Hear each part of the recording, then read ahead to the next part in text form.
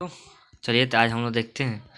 आपका ये लेक्चर 2 है और ये हम लोग फिजिक्स का वीडियो देख रहे हैं। वीडियो नंबर 2 जो आपका 2025 एग्जाम होगा बिहार बोर्ड का, उसके लिए हम लोग देख रहे हैं भौतिक विज्ञान। आज का लेक्चर 2 है और चैप्टर है चैप्टर नंबर 1 वैद्युत आवेश और क्षेत्र। इसके पहले चैप्टर में हमने केवल भूमिका जाना था कि हमको क्या पढ़ना था। उसमें हम लोग पढ़े थे वैद्युतिकी के बारे में कि वैद्युतिकी क्या होता है, जाकर उसको आप डिटेल में उसको देखिए जाकर, मतलब पढ़ना चाहते हैं तो।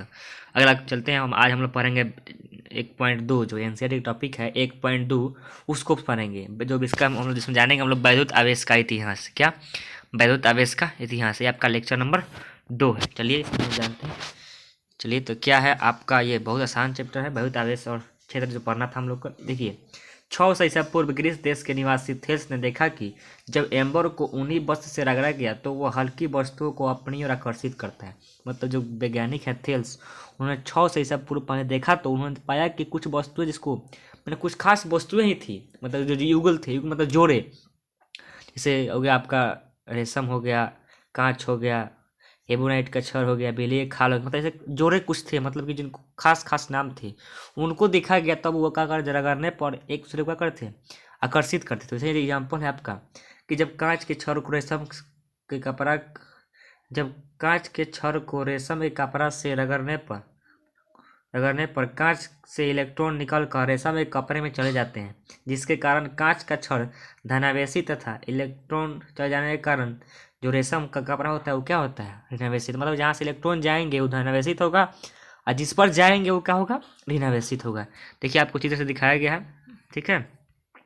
चित्र से दिखाया गया आपको कि जैसे कांच हो गया, ये आपका कांच का छड़ यहाँ रेशम से रगड़ा जा रहा है। रगड़ने पर क्या होगा, जो कांच का छड़ है यहाँ से इलेक्ट्रॉन निकल के कहाँ आ जा रहे हैं, आपको रेशम के कपड़ा पर चले आ रहे हैं। रेशम के कपड़ा पर आ रहे हैं पर कांच से इलेक्ट्रॉन निकल के आ रहे हैं। जहाँ से इलेक्ट्रॉन निकलेंगे, आप केमिस्ट्री के कुछ हम यहाँ बेसिक कंसेप्ट देखेंगे नीचे, बेसिक कंसेप्ट जो केमिस्ट्री का उसको देखेंगे। लेकिन यहाँ केवल समझिए कि जब कांच को रेशम के कपड़ा से रगड़ रहे हैं तो क्या होगा, कांच का छड़ जो है वहाँ से इलेक्ट्रॉन निकल के कहाँ चल जाएंगे रेशम में, तो कांच का छड़ हो जाएगा धनावेशित, रेशम क्या हो जाएगा ऋणावेशित। वैसे ही बिल्ली के खाल से वैसे ही होता है। क्या होता है जी, वैसे ही बिल्ली के खाल वाला भी है, ठीक है। बिल्ली के खाल वाला भी है कि बिल्ली खाल को रगड़ते हैं तो बिल्ली खाल से इलेक्ट्रॉन निकल के कहाँ जाते हैं एबोनाइट की छड़ पर। मतलब कुछ ऐसे खास चीज़ ही है जो इसमें जगड़ने से हो रहा था उस समय। तो जहाँ इलेक्ट्रॉन की कमी हो रही थी वो धनावेशित होता है, जहाँ अधिकता होती है क्या होता है ऋणावेशित। अब देखिए हम देखेंगे कुछ केमिस्ट्री के बेसिक कॉन्सेप्ट जो आपको बेसिक से मतलब पहले आप नाइन्थ में पढ़े भी हुए हैं और 11th में चैप्टर 2 में भी पढ़े हुए हैं, ठीक है। और यहाँ पे हम देख लेते हैं कुछ बेसिक कंसेप्ट क्या है। तो बेसिक कंसेप्ट ये है कि केमिस्ट्री का कि आप जानते हैं कि परमाणु क्या होता है, विद्युतता क्या होता है, उदासीन होता है। मतलब कि क्यों होता है, क्योंकि परमाणु में प्रोटॉन और इलेक्ट्रॉन की संख्या क्या होती है, समान होती है। न्यूट्रॉन से कोई लेना देना नहीं है, क्योंकि न्यूट्रॉन पर क्या होता है, कोई आवेश नहीं होता है, वो अनावेशित है यानी कि उदासीन है। तो यानी कि जब परमाणु में इलेक्ट्रॉन और प्रोटॉन मतलब कि प्लस वाले और माइनस वाले समान हैं तो उस पर कोई आवेश ही नहीं होगा।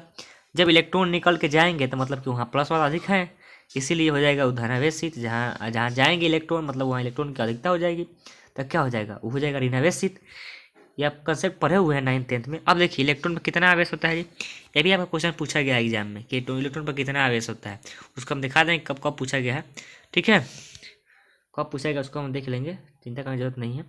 अब देखिए इलेक्ट्रॉन पर कितना आवेश होता है, तो 1.6 गुना क्या 10⁻⁻19 कूलम होता है। प्रोटॉन पर कितना होता है, +1 पर उतना ही होता है मतलब। और इलेक्ट्रॉन पर कितना होता है, 0 होता है। और ये कूलाम सी मतलब कौन सी कूलाम होता है, कूलाम मतलब क्या आवेश का मात्रक। देखिए नोट में क्या लिखा गया है, नोट बहुत महत्वपूर्ण होता है, नोट पढ़िए।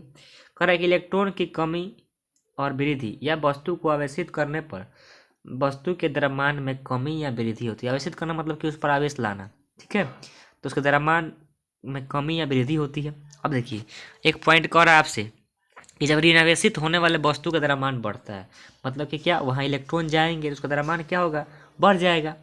और जहाँ से जाएंगे वहाँ पे इलेक्ट्रॉन, वहाँ से इलेक्ट्रॉन, वहाँ द्रव्यमान होता है ना कुछ इलेक्ट्रॉन में, तो इलेक्ट्रॉन का द्रव्यमान तो अपन लेकिन द्रव्यमान लेके ही जाएगा।